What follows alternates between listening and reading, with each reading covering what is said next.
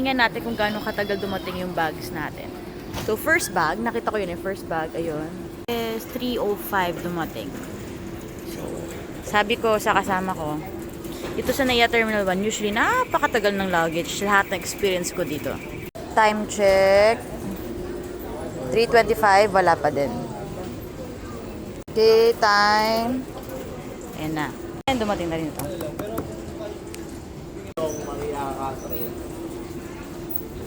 Complete ni akin. Siya na lang yung wala pa.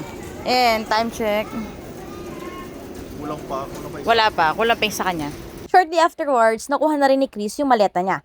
Tingin nyo yung around 30 minutes, mabilis ba siya para makuha mo yung maleta mo sa baggage carousel? Usually, mas matagal pag full service courier, pero this one is a budget airline. Pag budget airline kasi, usually, hindi naman lahat may check-in baggage. So, mas mabilis lumabas dapat yung bag mo. Ano tingin nyo?